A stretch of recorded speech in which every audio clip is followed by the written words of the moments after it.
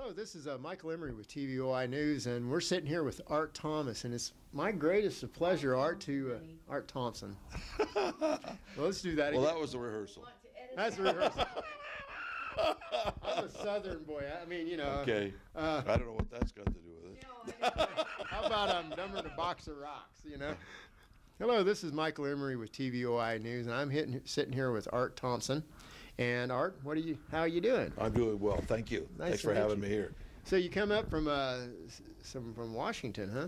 Well, actually, that's where I was born and raised. Some people don't think I was raised, but I was born there anyway. I was hatched, but that's okay. Yeah. No, actually, I'm from Appleton, Wisconsin now, because that's where the headquarters of the John Birch Society. Oh, okay. That's where it is. So I have to live there. I'm there all the time. So you've been with John Birch, it looks like since '64, is that? That's when I joined. I tried to join in '62, but I couldn't find them. Oh, back in those days, it was a little convoluted. Well, they weren't as large in those days, so finding Birchers, actually I found them. What I didn't know was, I didn't know they were Birchers. Oh, okay. So until I actually found a Birch member and asked to join, that was by March or May, somewhere in there in 1964. Yeah. Well, I was about 2 years old. Yeah. Yeah. I'm originally from like Wichita, Kansas. Spent the first 4 years of my life in Tulsa. But well, I actually was one of those that was looking for them because I come from a generation that understood communism and the dangers. So I was looking to get involved. And it looked to me as though the Birch Society was the best thing to get involved in, and I've never looked back. You know, it's funny you say communism because I was a PMC, private military contractor, and I was a foreign weapons specialist, and so we were supposed to stop communism from coming into Mexico. But really what we were doing was funding and supporting them in the back door. Well, your problem was you weren't born quick enough. Is that because what it the was? communists got in there in 1914. Yes, they did. You know, I've also found out that the communists, that in my research, actually are part of a larger program, whether it's socialism or Nazism or anything else. Absolutely. It seems to me that there's this one group of family that comes from like the East Indian Trading Company, and it's the old English crown and the old French crowns and all these people that seem to be, basically it's the largest organized crime unit in the world. Well, that's kind of what I know that there's a lot of that that's out there. I've never been able to actually document that, so I can't answer to it. But I will say that actually 1914 is when the official communists got into the government in Mexico. But prior to that, those who were part of the communist movement did get in there. For instance, Juarez. Oh, okay, yeah. Now, Benito Juarez was one of those that took over. Okay. And he was killing priests, confiscating church property, that kind of thing. The International Socialists liked Benito Juarez so much that a socialist leader in Italy named his son after him, Benito Mussolini. Oh, okay, all right. A little history for you. You know, one of the things that TVOI News likes to do is look for solutions. You know, we're just Idaho-based, but I've seen over the years that John Birch has got an up and down review from and bad marks and then good marks. But what it is that you've been the only, John Birch Society is the one that's actually been the rallying call throughout these years, and it's been sustainable through all these attacks. Because the media, we have a problem with right now is the failure of journalism. And yes. By the biased nature of it, they basically have hitmen on their team that try to demonize people. Well, that's true. Generally speaking, when they try and attack, when they do attack the John Birch Society, that's an indication that we're being successful someplace. Isn't that great? Don't you love it? I love being attacked. And right now, by the way, they're attacking us big time over the Constitutional Convention. Well, you know, the Constitutional Convention, I think, is a necessity in many respects, but also we have a lot of problems. One of it is the Freedom for Prosperity Act that's out there. And it seems to me that comes from the North American Trade Agreement, or what was that? The North American Union? I mean, the North American, NAFTA, you mean? Yeah, NAFTA. NAFTA, yeah. NAFTA. And I guess there was an agreement, almost like you have the euro out in Europe. done in North America here. The problem with NAFTA was Prosperity Act. The NAFTA was 2,000 pages. It was another one of those deals we've got to pass it in order to find out what's in it. And now we're finding out what's in it. We're finding out courts that supersede the Supreme Court. In fact, you know, Henry Kissinger told the readers in the Los Angeles Times before NAFTA was passed, and he was for it, that NAFTA would serve as the platform for a new international order. And he says it will be the biggest move towards a new world order in the 20th century. And this is actually coming to pass. NAFTA is the foundation for what a lot of people refer to as the North American Union. Right. And so that is, the John Birch Society pretty much was 90% of what stopped the North American Union, but Obama's bringing it back a salami slice at a time. He's already signed an agreement, for instance, to allow Mexican and Canadian troops in the United States in case of a national emergency. Funny thing, he will declare the national emergency, not the Congress. And so you see that for the first time they will allow foreign troops on American soil.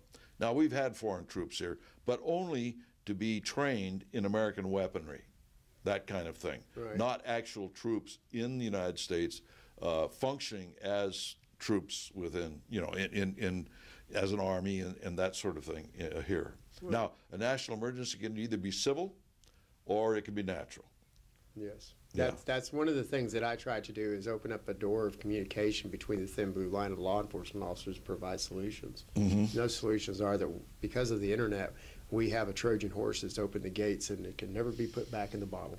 Have you noticed the difference with the internet and the massive transmission of information now, and how many people are awake today compared to 10 years ago? Sure, but I can tell you something is happening behind the scenes. And people don't notice it unless they're very active in their research. And that is that every time, it seems, in the last 5 years, we've been able to expose something, right, they swipe it out of the internet. It's gone. I have a couple of things I carry with me for legislators to look into the proponents of the Constitutional Convention to show that they're actually cooperating with the left. But you don't see it until you go into archival pages, which shows they're mixed up with the Council on Foreign Relations. They're mixed up with a number of other things like that. And yet it is so bad that the Constitutional Convention movement should be actually with a left-leaning image, but instead it's got a right-leaning image. Yeah, what I see is that both parties have been compromised, and now at the end of the day, we have stuff that's exposed that's so monstrosity, such a monstrosity of information, like Benghazi, where Trey Gowdy is openly exposed treason, basically, where they held down any type of help. 2 brave SEAL team members came in there and held them off. Now, those weapons were designed to go into a new group called ISIS, and it's all coming out. And they wanted those weapons in their hands. Ambassador Stevens, I don't know what the deal was with him. Maybe they were supposed to take him hostage. I don't know. But the fact of the matter is, at the end of the day, we've exposed blatant, intentful treason within our government from the highest of levels, and nothing is getting done about it. And that, I don't know what to say or do with such evidence now on our plate. And 400 Stinger missiles, by the way, folks, got in the hands of those ISIS individuals that, and with the selective force enforcement of our borders, they could be sitting outside of any airport right now. Well, look at what's happened in Yemen. Look at the armaments that we gave to Yemen now is falling into their hands. Oh, yes, they just abandoned the weapons. I come from a world where, if you ever watched the movie Lord of War, I would be the guy going out and looking at the piles of weapons that were battlefield pickups and putting them together and redistributing them to these freedom fighters. And the thing of it is it's quite disturbing to see all of this stuff coming around where we armed people years ago and where they turned into what they turned into today. Mexico is a war zone because of it. Well, that's interesting you bring that up, because Mexico, arguably, right now, is a worse case scenario than the Middle East. Oh, it's horrible. There's literally people taking up arms that are coming into the United States to bring down to their villages to fight these cartel members. There are pockets of resistance all over. It's a literal war zone down there.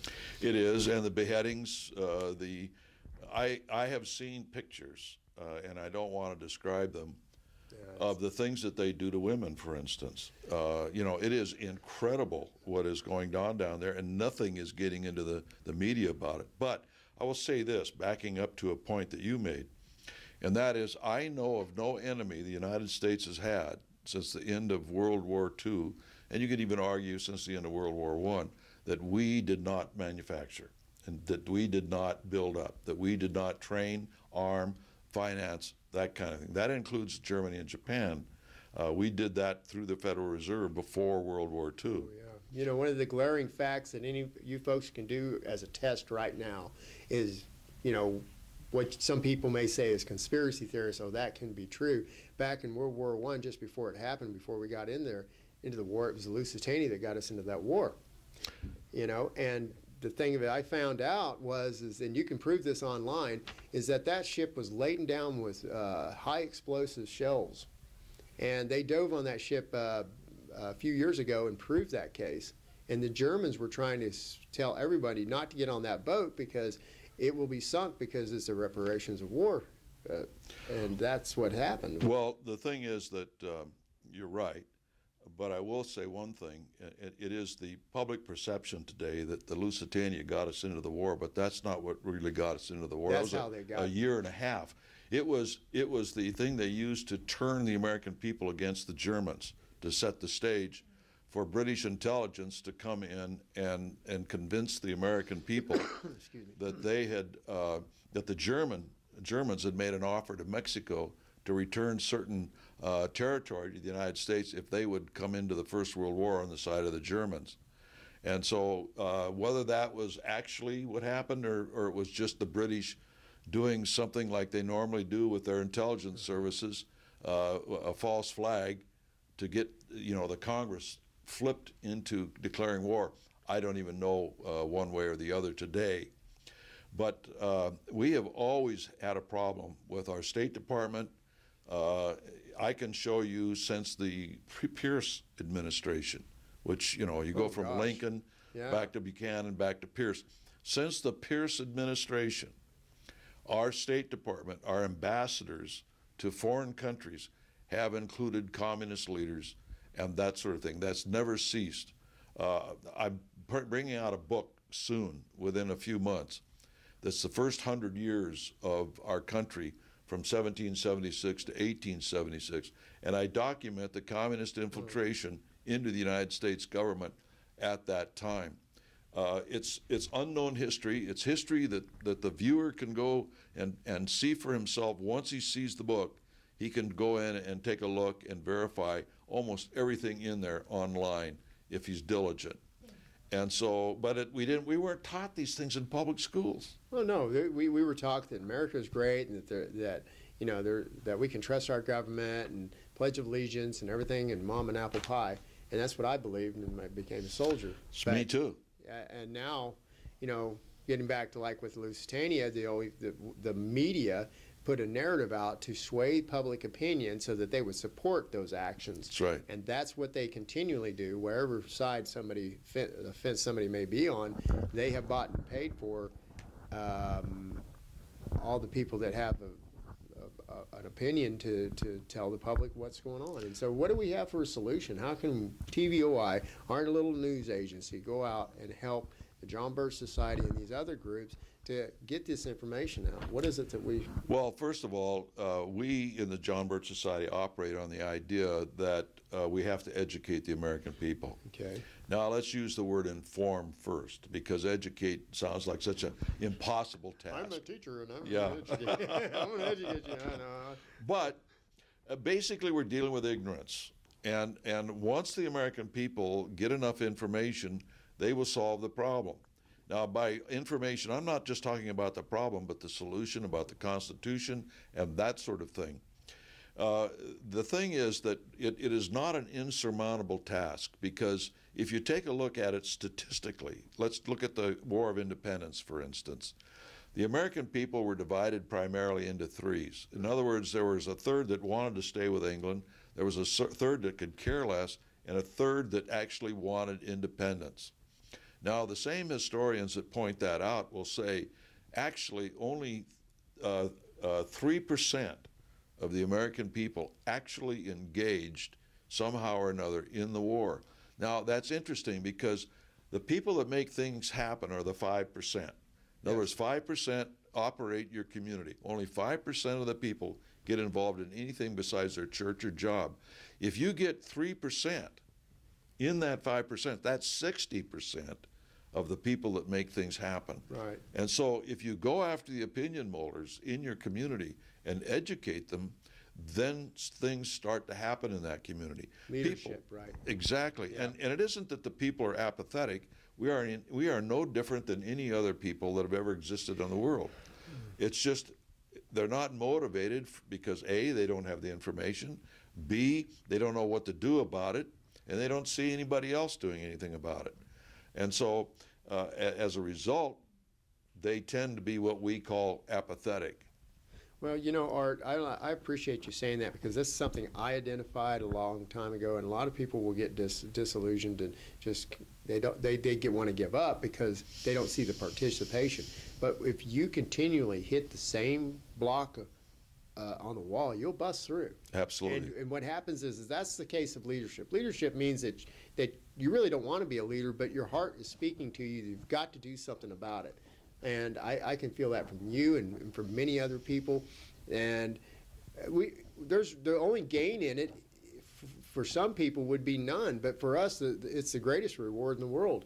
For me, it is to make a difference in my footprints in the sand, so that Sure. the babies that are unborn have a chance.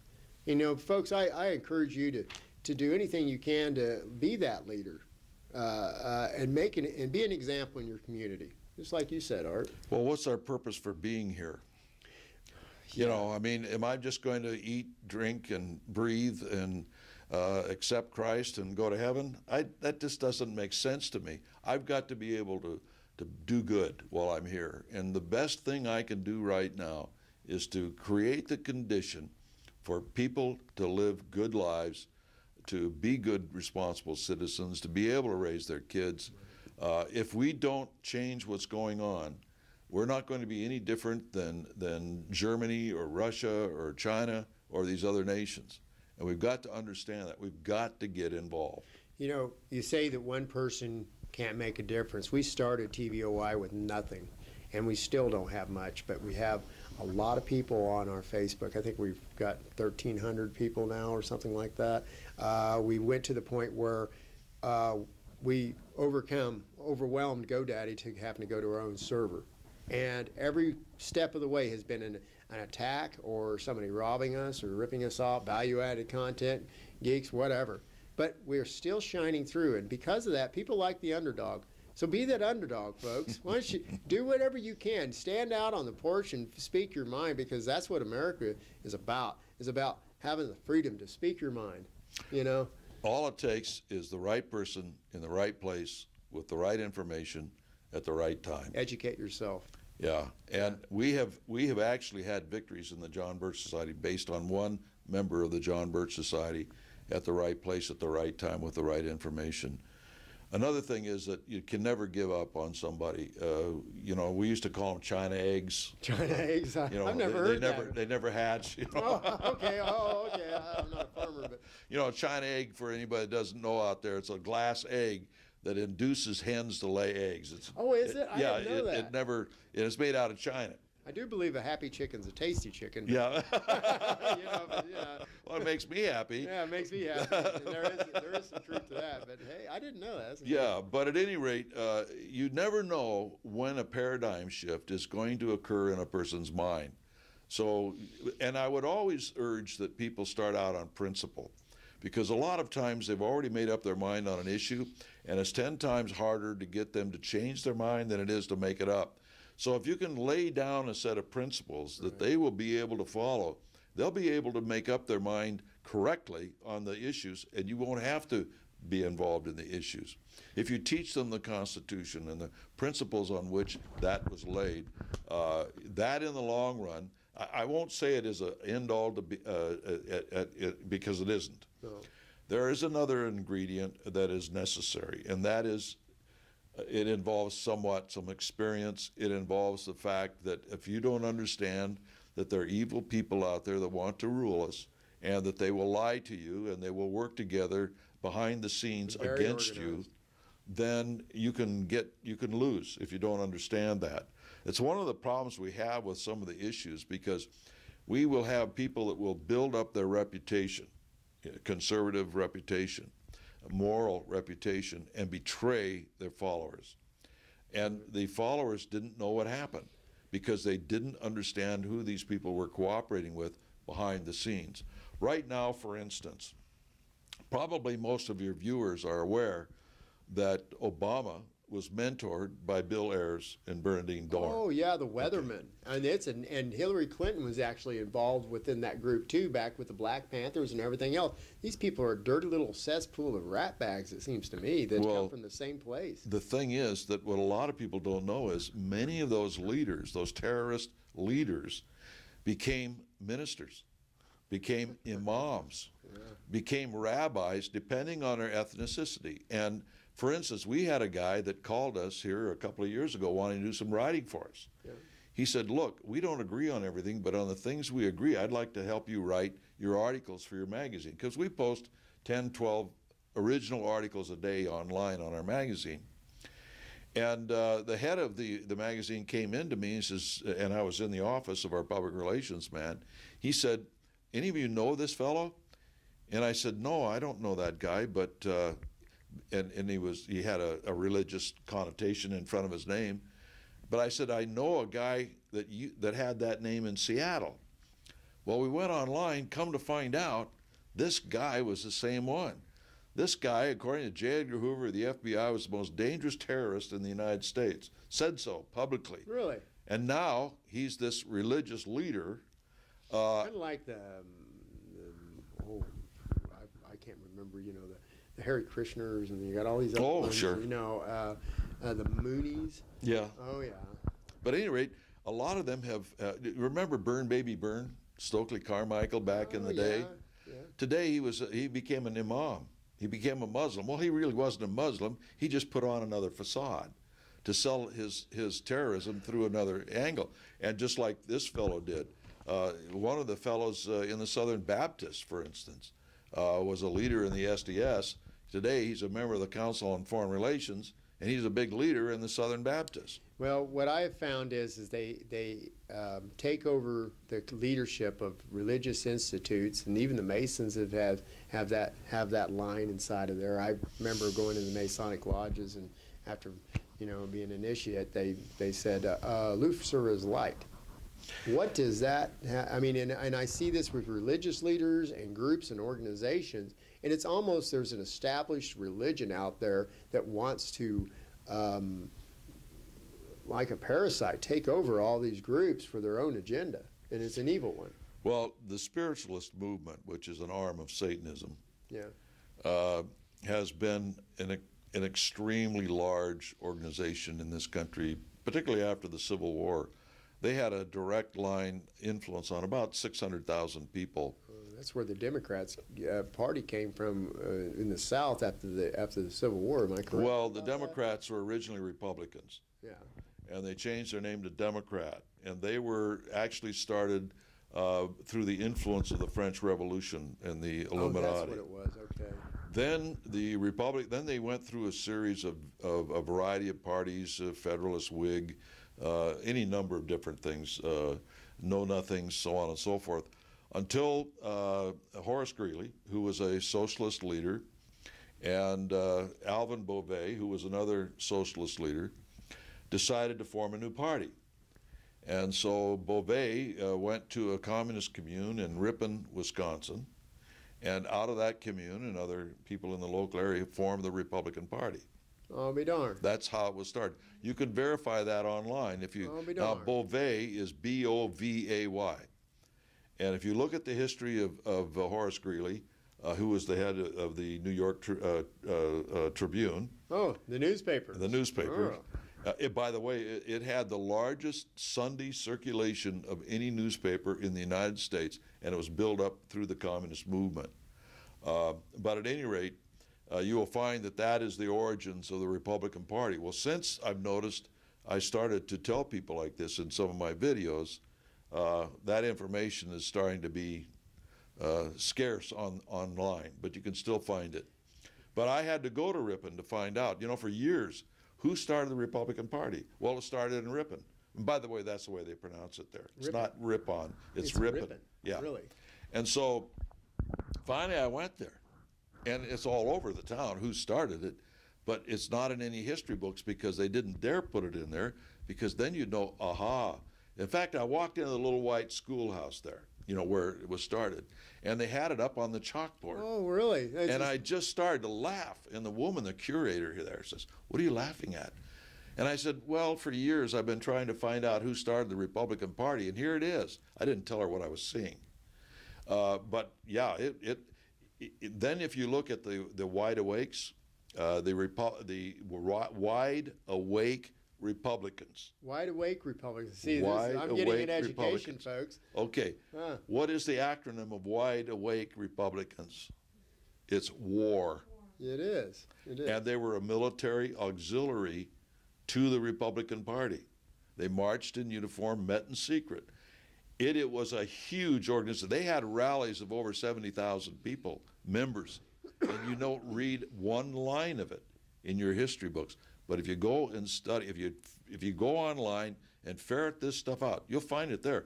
That's who started the Republican Party. Now, another thing that they can do is look up radical Republican, and that will say, well, those were the radicals in the Congress who were Republican Party members. Oh. In truth, it was the leadership of the Republican Party. Wow. It seems like, and then you got the Democrats, and correct me if I'm wrong, but the Ku Klux Klan was basically Democrat, wasn't it? Well, yeah, but it became Democrat mainly because of the Solid South, what was known as the Solid South. They hated the Republicans. Yes, they were just so much because they had actually invaded the South. So they hated Republicans, and especially what they did to them during Reconstruction. Oh, yeah, reparations. And it was, carpetbaggers. One of the things that I started to re-study history. The reason why I started to re-study history after I got out of school was I was writing to a speech. 4 of us guys were going to a talk. And a guy in the back seat was from Arkansas. And he says, we finally paid off our war bonds this week. And I says, oh, from World War II or Korea? He says, no, from the Civil War. Oh. It had been 100 years. I think it was 65 or 66. Yeah, they had to pay for the war. Well, no, most people don't know these things. And I said, wow, what else don't I know? So I started to re-examine history. They had interest on those war bonds? Oh, sure. That's why it took them 100 years. I guess so. I mean, it's like a credit card. I only borrowed $10. Well, yeah. It was $800 later. Something might be interesting to your viewers, too, that I learned a couple of weeks ago in Washington, D.C. I had a private meeting with 4 congressmen. Okay. And they, in the course of the conversation, they told me that you have to pay for your committee seats when you belong to a committee. You got to be kidding me. I said, I'd never heard that before. He says, yeah, this is how it works. It depends on the level and the prestigiousness and importance of that committee. Like the Appropriations Committee is really high. So if you got a lot of money, you can just buy the government then? Well, it isn't that exactly. This is the way it works. Okay. Let's say it's $50 grand. Okay. And but it comes out of your campaign funds, which are transferred over to the Republican National Committee campaign fund, and then you get the seat. I know one guy in Congress who's been there 28 years, has never served on a committee because he refuses to go along with this baloney that they're doing, and he doesn't want to pay. So a lot of people don't know these things. Now, I'm not saying that that's every seat. I'm not sure of that, whether it is or whether it isn't. But certain committees, that's absolutely true. for me, I see a solution, and one of those solutions is there's so much information that you can grab so readily. You can prove a case in a court of law any day long, any day of the week. But the fact of the matter is that, like in our state, they're still playing ball with Homeland Security and the federal government when they actually are not working for our safety and sanctity, and we can prove it. So by holding them accountable to what their response is to the glaring evidence that's out there, there may be a way to at least get them to force their hand, because they have to acknowledge it somehow. And the media is the responsibility of telling the tales of men. And really it's a part of the government, in the way I look at it, that the media's responsibility and duty is to tell people the truth about what the politicians are doing and not hide those facts or misrepresent some of the information. And that is what I see through the entire tracking of time. People have relied on the newspapers, but the newspapers have done a disservice to them. Well, that's true, but it's not new. No. The beginning of control of our press began right after the ratification of the Constitution. They had about 10% of the newspapers. There was about 200 newspapers in the United States right after ratification. They got about 20 of them that they started. The most famous one was the Aurora in Philadelphia. It was really a mouthpiece for the French agents that were sent over from revolutionary France. But they gradually started to accumulate more and more influence, and this is how it was done. Now, I don't know if your readers, your viewers, know everything there is to know about the Illuminati. Now, there's an awful lot out there that's just plain balderdash. Actually, very educated people on the Illuminati, yes. But one of the axioms that Weishaupt and Mirabeau and these people said was, if we're exposed, dive down, come back up under a new name. Now, the new name they came back up under in Germany was the German Union, which was a series on the surface of reading clubs, hundreds of them. They gathered people together into reading clubs to control what they read and what they knew, because in those days, in the early 1800s, buying a book or buying a magazine subscription was very expensive. So they were able to use that to gather a lot of people together and thereby control the publishers, because if they didn't want a magazine in the reading clubs, it went under. Oh. If a book wouldn't sell because the reading clubs didn't want it.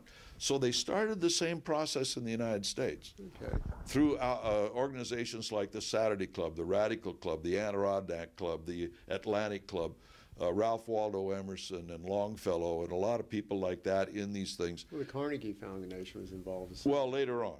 Or later on, okay. But at any rate, so they started this so that they started to control the intelligentsia of the United States. They started to take over the historical associations.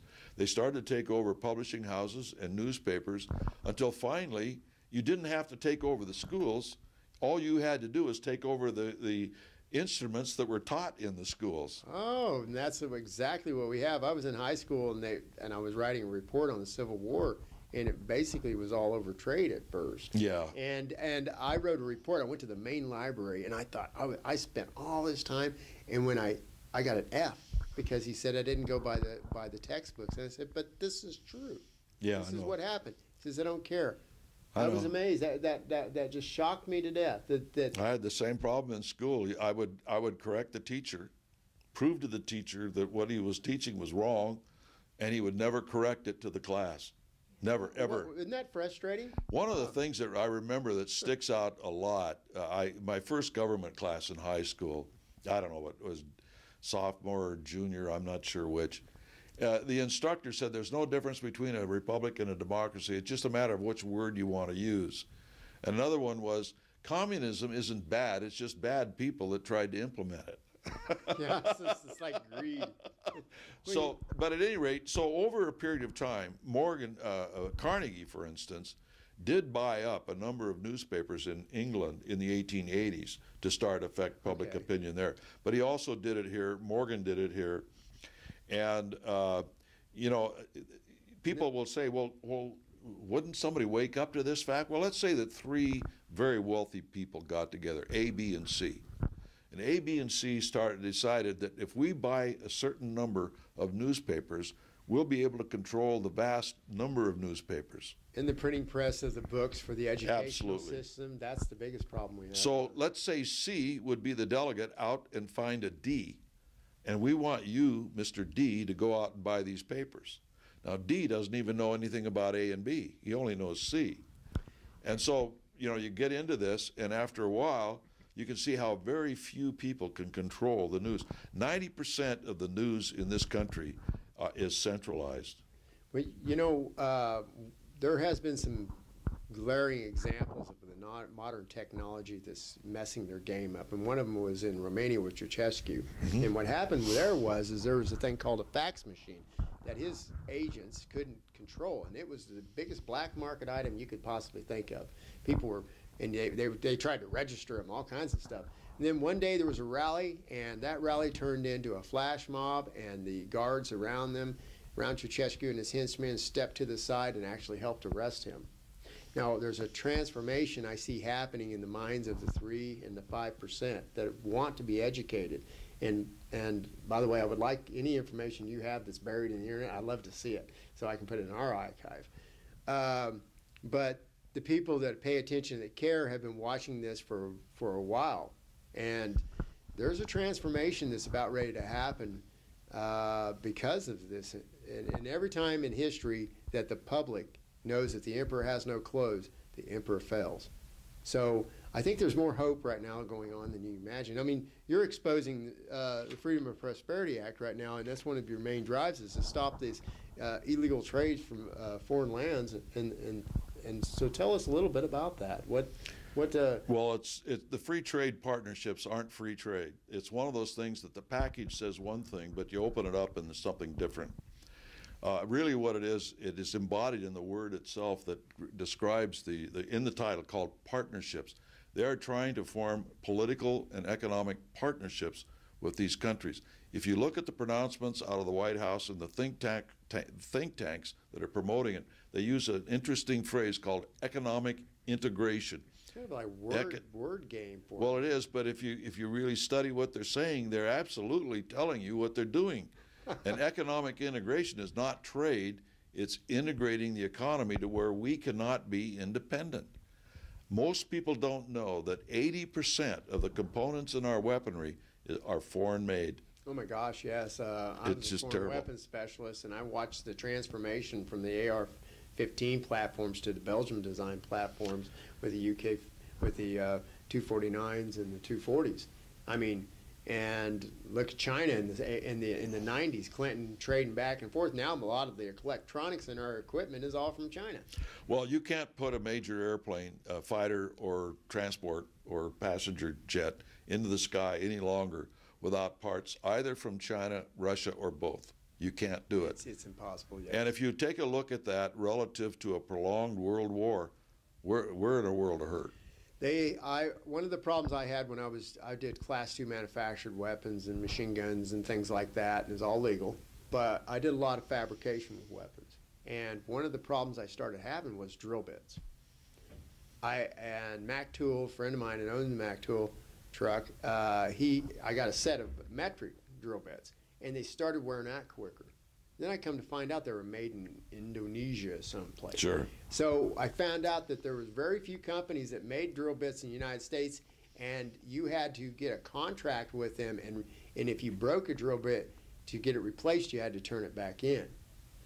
And that they do the same thing with like the end mills and stuff. So what they've done now, I don't know if there's even a drill bit company that's worth its weight in salt in the United States anymore, because Allentown is empty. And they've got offshore ships from China smelting metal. Mm-hmm. And so we've been cooped. You know, Ross Perot was sitting in a meeting when he was running for presidency with Al Gore, and everything that Ross Perot said came true about everything. And what does that tell you, folks? If you really want to know solutions, you go back in time and you see what somebody said, and then what's happened today. And and you will find who you can trust, I think. That's pretty true. Yeah. And if you like NAFTA, take a look at Detroit. Oh. I mean, if you like our trade policies, that's a perfect example, but it's happening all over the country. And these are political decisions. My son-in-law owns a mold-making company. In other words, they make extrusion molds primarily for the computer industry. It's a lot of, And the thing is that he can outbid the Chinese, and he's never had downtime in any factory due to his molds. He can outbid the Chinese? He can outbid the Chinese. He actually repairs bad Chinese molds. But the thing is, the political decision by these companies is they want the molds made in China instead of the United States. Well, they made agreements with people that they would look at what happened to Gibson to guitar. Are you familiar with what happened about that? No. They had a special type of wood from South America, and it was supposed to be from the rainforest, and I can't remember the type of wood it was, so you have to excuse me.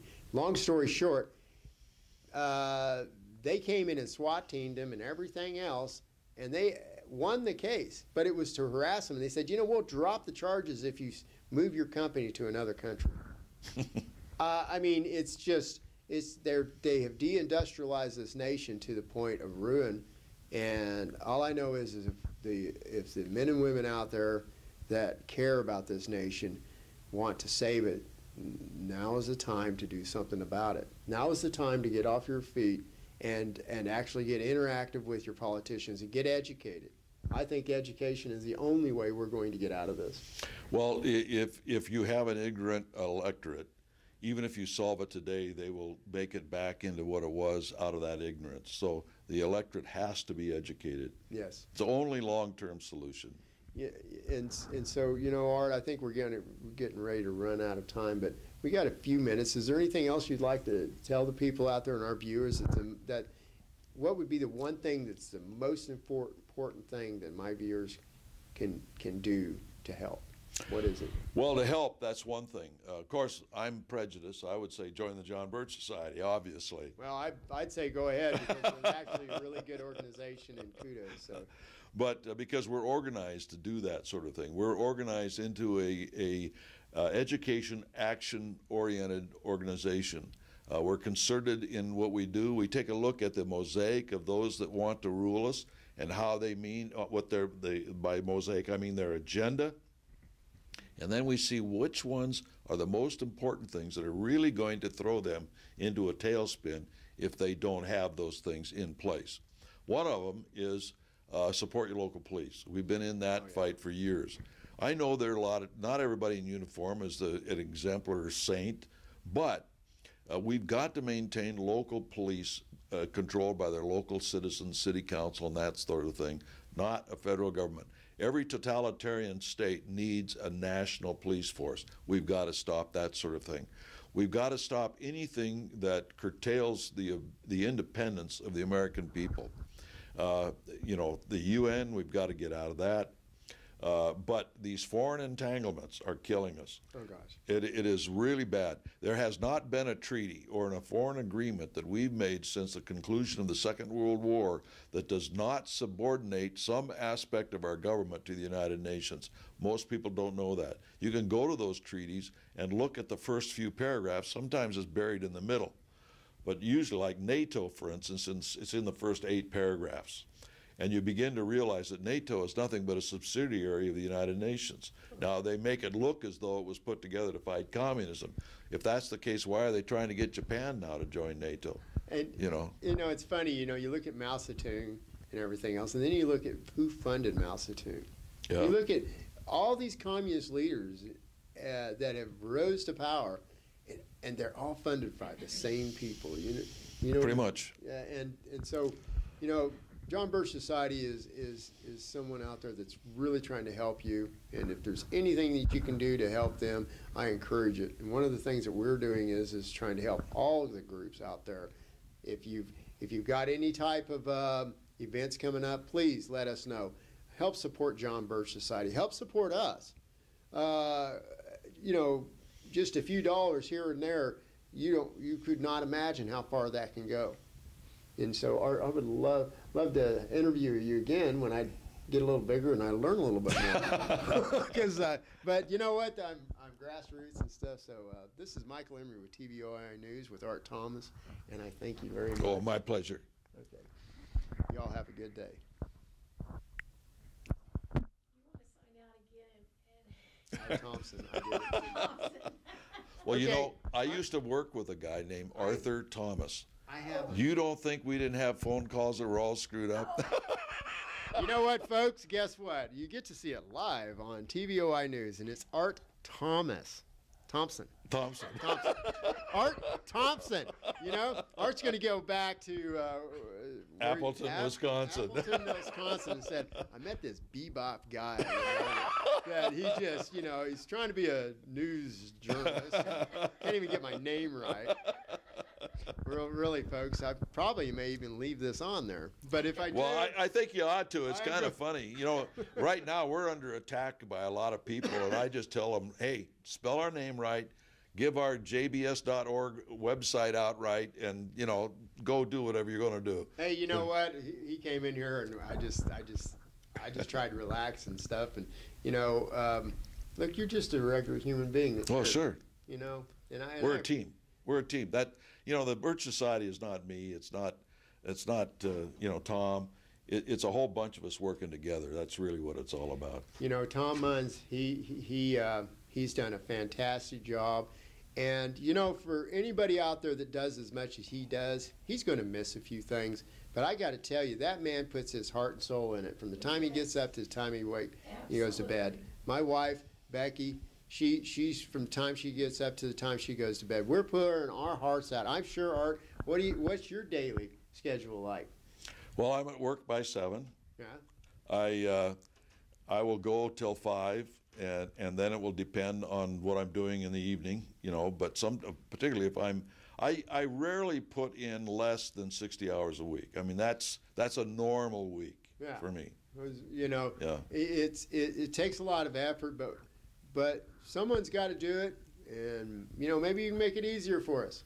But like I said, Tom Munns, he's a great guy, and one of the things I appreciate is he is trying to communicate with law enforcement to get them to communicate back and forth. Mm-hmm. My main mission right now, because I have necessary credibility in that, was with the weapons, is I know a lot of men, and they're all concerned. Everybody I hear from is very concerned about their future, and they're getting out of their shells and saying, whoa, wait a minute, I don't like this. And all it takes is a flash of an instant, and chaos can ensue. Yep. So what we're doing is instead of fighting, because, folks, I've seen war, and you don't want to see it, and I'm doing everything I can to stop it. But the only way we're going to stop it is to work together and communicate with our law enforcement agents to get them to follow the rules. And we have to be respectful back and forth where respect is due. Yep. And by the way, this is Art Thompson signing off. It's Art Thompson. Art Thompson. It's Art Thompson signing off. And I would get my wife up here to shoot on. But, you know, folks, thanks a lot. We're going to get off here, and I'm going to leave this in here, and y'all can laugh. And if I had my dachshunds here, they'd rip the flesh right off your bones, you know. They're great dogs. Anyways, thanks a lot, and you all have a good day. There you go.